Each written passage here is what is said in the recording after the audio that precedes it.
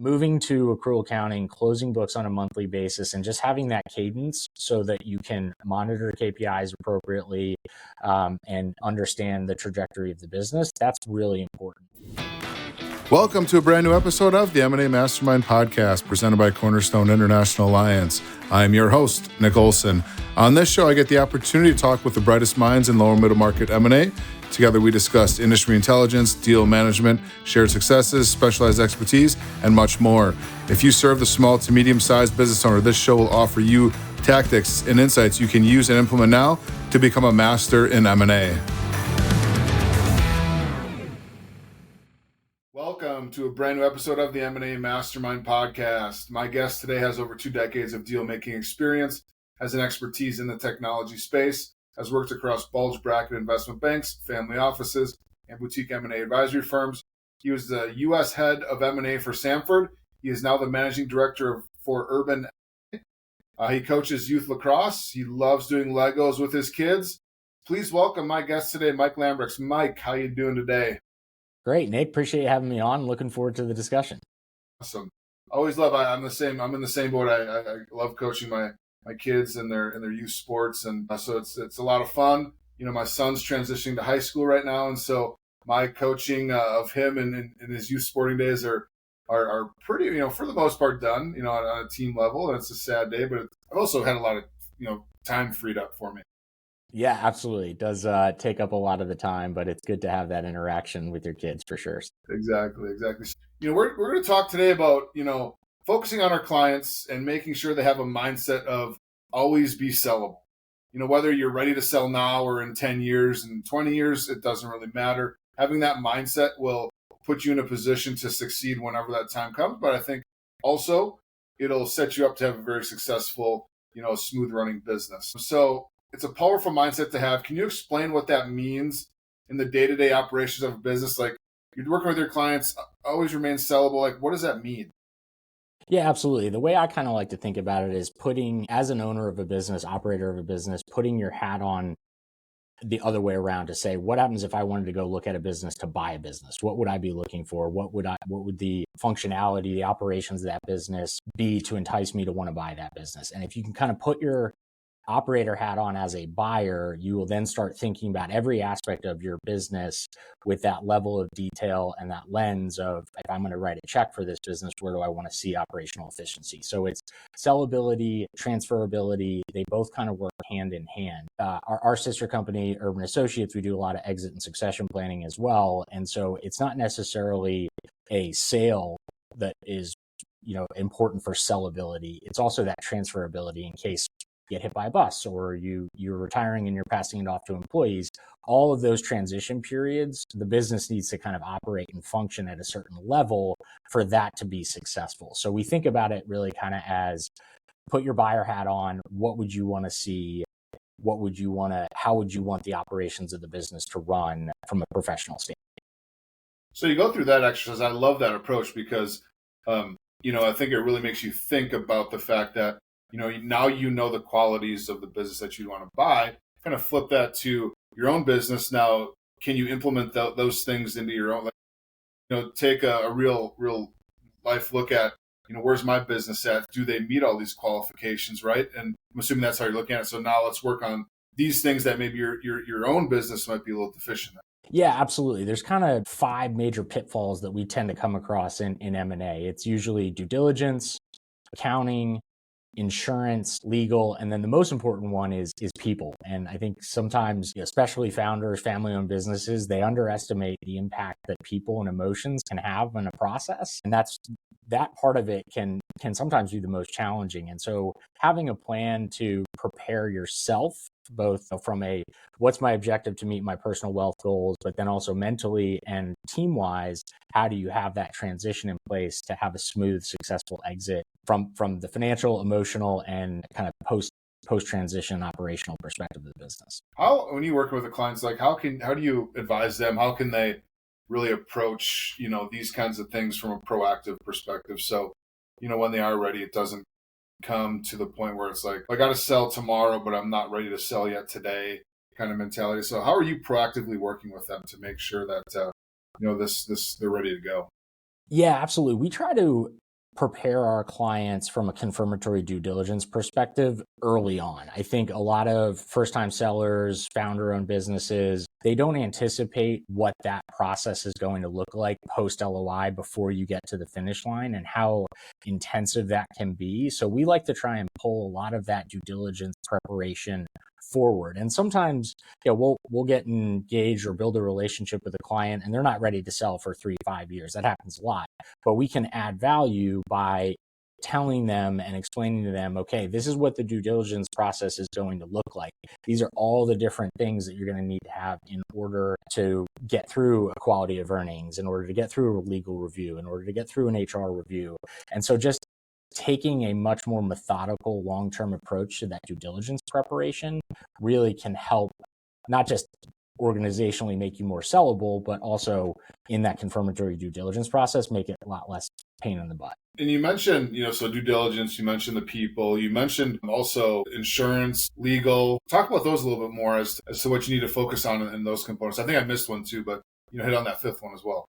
Yeah, for sure. So on the insurance side, and I had an example of a client where this came to bite them towards the end of the process, but a lot of times we don't do insurance audits, right? We kind of check the box with the basic insurance, casualty, property, et cetera, but we haven't done a thorough, what I would classify as a buyer type insurance review. And I think as a owner of a business, it's critically important to do that. So I'll give you an example. We had a client where we were selling and they did not have cyber insurance and they had an attack while we were in confirmatory due diligence. We were probably 2-3 weeks away from closing. They had an attack and a wire was sent to a random third-party account, which was the scammer, for hundreds of thousands of dollars. And had they had cyber insurance, that would have been a claim. They would have been able to recoup those dollars. Instead, they had to create a separate escrow to cover that. And so it led to a significant impact in their cash at close because they hadn't done the insurance review and put in place the appropriate things on the cyber side. So insurance is definitely one where taking the time, working with a reputable third-party firm to come in and do kind of a buy-side insurance review of your coverage, I highly recommend that because you avoid that pitfall down the line. And you just become more sellable and transferable. On the legal side, same thing. If you've had a lawsuit in the past or you know of a lawsuit that's pending, making sure you have all of your documentation in place to appropriately cover that litigation and ensure the buyer, hey, this is, we've got this under control. This is not going to be an impact to the business. That's important as well. So that's more of like a documentation and legal preparation standpoint. And then I think the last one I mentioned was just accounting. That one in particular, family founder-owned businesses totally appreciate a lot of times you're running the business to optimize from a tax perspective too, right? You want to minimize your tax. You want to make sure you're running the business to be tax efficient, but that's not necessarily always the best case for sellability. Sometimes that means your EBITDA on paper isn't what it should be from an outside buyer perspective. So on the accounting side, I like to try and coach clients to really separate any personal from business and have very clean, pure operational accounting standards for the business itself. Ideally, when do you have these conversations with the business owner? Yeah, we like to have them early on, even before we get engaged. I think it just adds value to our prospective clients, lets them know, how we would operate as a team member. But the earlier they start thinking about it, the easier the whole process is, both for the advisor and for the client. So I try to plant some of those seeds in even preliminary conversations. What's maybe a tip or a trick or, that you can offer to other advisors who either don't do this or maybe a little hesitant to do those conversations early on because maybe they're looking to land this client, but they don't want to, address some issues that may prevent them from going to market sooner than they, or later than they would have rather have hoped. Yeah, absolutely. I would advise, think of it as what happens if the founder gets hit by a bus tomorrow. And where are going to be the holes in the business? Where are going to be the holes in the transfer of operations? And put the owner, the founder, in that mindset of what do I need to do in case I get hit by a bus tomorrow to make that an easy process. Founders, I think, can really relate to that versus making it, hey, what do I need to do to be able to sell my business today? Really kind of put it back on they want to take, at the end of the day, they want to take care of their employees. They want to take care of their clients. They want to take care of the brand and the reputation of the business that they built. So you put it back on what happens if you get hit by a bus and all of those things are at risk. Where do you need to fill holes so that the business will continue on and you're taking care of all your people? In your experience, do you see that business owners plan for that? Or is it a gap that more business owners need to do? So it's one of the great things about the partnership with our sister company, Urban Associates. They do all the exit and succession planning, and we have a full playbook to help our clients think through that. So oftentimes we can work collaboratively on the other side of our house to get our clients prepared. But I do think it's oftentimes the founder has not really taken that buyer lens, taken that emergency lens of what happens to review each aspect of their business, and they're not really prepared for that, and as a result they're not prepared for confirmatory due diligence and a successful sell side process. There's a couple of cliches that we hear a lot is go ugly early, get all that stuff out on the table so we can address that before you go to market, and then tell them what they need to hear, not what they want to hear, because I feel like there's a lot of that happening where you tell them what they want to hear just so you can land a client, you can land the business, but ultimately you might be setting yourself up in the business and your client up for failure because it's not realistic. Do you have an example of maybe, a conversation you've had with a client where you had to tell them what they needed to hear to just set the foundation of the relationship, so you're not promising a huge multiple or a high cash at close kind of thing where, hey, this is what I see. I'm very confident in our numbers that you're only going to get 5x instead of 10x. Do you have an example of like that you had that conversation and that maybe shifted the trajectory of the plan of the business and maybe the go-to-market strategy? Yeah, absolutely. And you're right, Nick. The only thing we really have as advisors is time. So if you're not aligned with expectations with your client, you're going to eventually waste a bunch of time because they're expecting a certain outcome that you can't deliver on because of X, Y, and Z reason. So the example I would give is we had a software company that had gross revenue retention that was pretty low. So call it, low 70%. And a lot of that was because they hadn't done a cohort analysis on the different types of ICPs for their client base. And so we helped them think through that, kind of showed them your real true ICP is much higher up and the retention on those is a lot stronger. So stop the marketing initiatives and the objectives to just get logos and focus on the right logos to improve that gross revenue retention. And they ended up doing that and being able to show gross revenue retention north of 90. So it led to a much better valuation outcome. But you're right, it's about having that kind of hard conversation.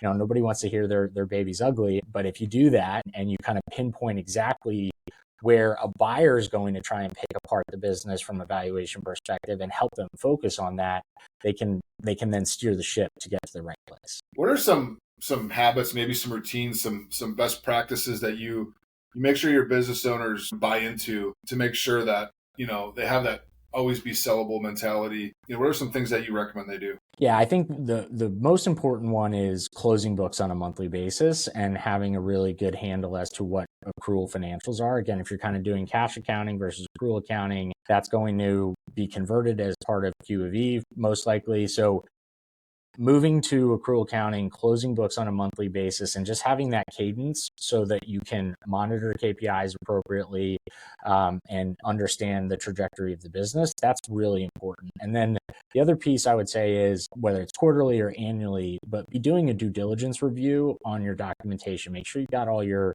employee contracts in order. Make sure you got all of your supplier contracts in order with signed copies. So make sure you've got your client contracts in order. Understand when renewals are coming up so that you can prepare again. These are all kind of operational cadence things, but they help the business owner execute better and create that sellability down. What when you're looking at a client that's not ready to sell today, maybe what are some key milestones or things that you like to look and because I would imagine when you're working or talking with a client and they need to be proactive, they need to do these things and maybe their runway is a couple of years and whatnot.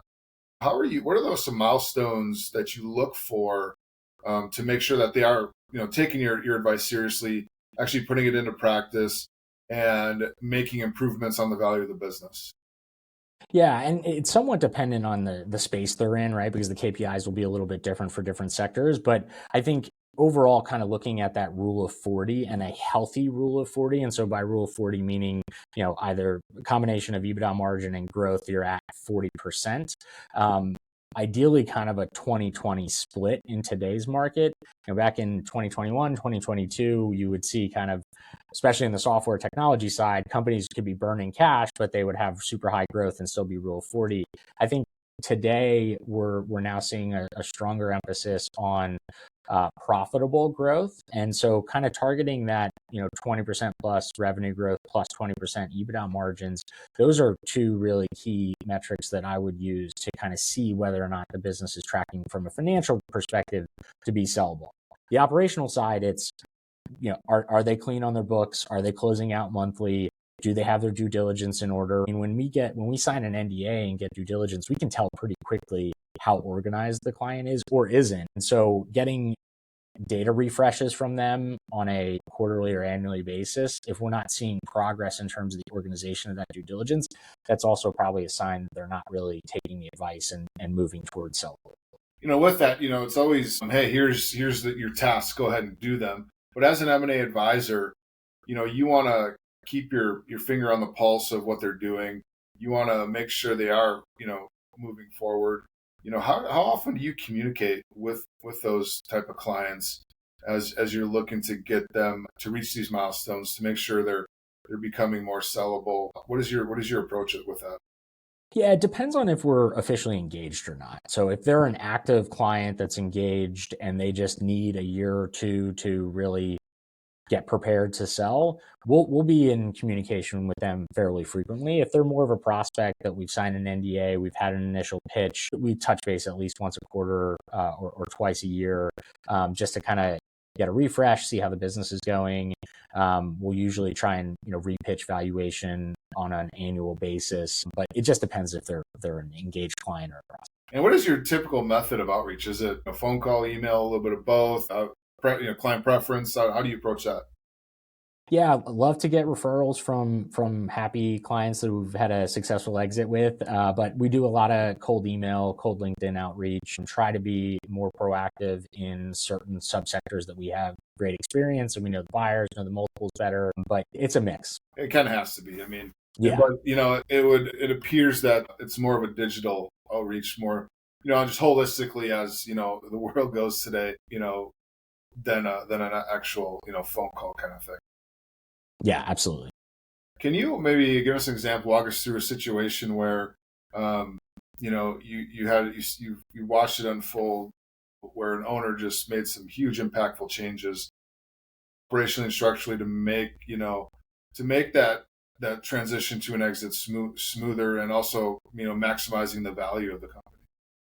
For sure. I think one of the biggest things, especially if there's founder centricity or owner centricity in the operations of the business, it's creating that next layer of management and incentivizing them appropriately, both not only to drive the growth of the business, but also in the transaction. A lot of founders are hesitant to bring their team in when they're talking about selling the business. I find that if you've built trust with your key employees and you've set up an incentive plan appropriately for them to maximize the outcome of a process, you're going to be able to have an open dialogue. You're going to be able to have additional resources as you go through the process. And you're going to have a team that's aligned not only for a successful sale, but post transaction, they have clarity and know what their role is going to be. So I think, trying to move more into a board level owner versus a operator and creating that incentive plan for the key executives that's the number one thing I've seen where you can really drive a better process.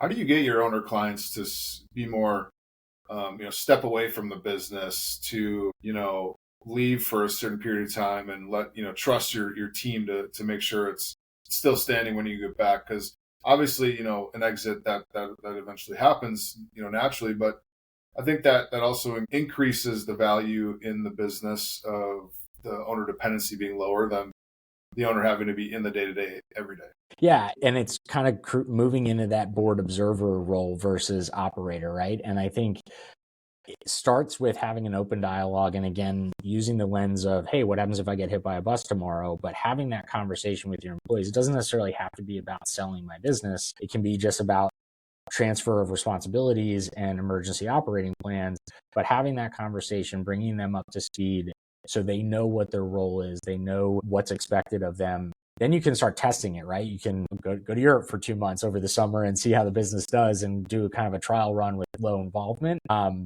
and make sure that the kind of structure and incentives you put in place are working properly. Have you ever come across a client that just kind of resisted that? Their identity was just the business. That's all they knew. And have you ever had an example of that, and maybe how would you handle that? Yeah, I think we come across that more often than the opposite, right? Most of these are founder-owned businesses. They've been doing it for 30 plus years. They've put their heart and soul into it. It's really hard for them because you made the right point, Nick. It's their identity, right? That's how they associate themselves with their family and their friends and their employees. So it's super challenging, but I think you've just got to remind them they can't run the business till the end. There has to be some sort of transition. And what do they need to do at that point in time? Even if they think it's 20 years down the line, you can start thinking about it now because, again, you never know what's going to happen. Do you ever bring the spouse into the equation? Hey, your significant other is the business owner, but he or she needs to take a step back. Has that ever happened? On the planning side, we almost always include the spouse because they bring a great balance to an entrepreneurial type spirit mindset of I just want to run and keep growing and keep doing my thing to, hey, we've got a family. We eventually want to enjoy our life. And so they bring a good balance to the entrepreneurial spirit, I think. So we try and include them in that planning process in every situation. Yeah, early on, I would imagine. Yeah. It's always that's always the different perspective, the outsider perspective. They're in, maybe they're not in the business, but they see the impact on their family life from their spouse being in the business so much, especially as, we got a lot of baby boomers right now looking to exit. And, I just heard a story of a spouse. She told her husband that he missed out on the kids' lives, so you're not missing out on the grandkids' lives. You need to sell now. That's right. I imagine that conversation happens more often than you think. For sure. And I think one thing that helps founders get comfortable with the idea of selling is when you have done your personal planning and you can kind of align the business value with your personal planning goals. If your business value is 2x what your personal planning goal is, you got a lot of room to work with. And so having that conversation, making sure they know not just what they want, but what they need, it helps bridge gaps in terms of valuation expectations. So, Mike, great conversation. To recap and maybe leave our listeners with a couple of key takeaways. We're talking about keeping your clients and their businesses sellable, regardless of, the life cycle of their business and where they're at in it. What are some maybe 1 to 2 or 3 key things that you would, recommend our listeners think about and maybe implement here to make sure that, you are helping your clients, get sellable and remain sellable throughout the entire process? Yeah. Number one, start that confirmatory due diligence process as soon as possible to help streamline and make sure you're finding out where some of those potential gaps are. Highly recommend the insurance audit to make sure there's no gaps there, and then work on the people. That's the biggest component, and make sure that the founders in the right mindset. They've got that structure with their key executives and key employees set up. Those 3 are probably the biggest in terms of getting sellable and leading to a smoother process. I would maybe add a 4th too. Let me know if you agree with me. Is just the emotional side, the people, the personal side of this when you're looking at your clients, as opposed to just all about the business. Absolutely. That's a key component of the people too, is the actual founder's emotional mindset. And that's where making sure they know what their personal goals are and what they need, that helps with that mindset. Mike, amazing conversation. I really appreciate you diving into this topic with us. I know our listeners will take away a couple of things from our conversation here today. Where can our listeners learn more about you, Urban M&A, and the great work that you guys are doing if they want to connect with you?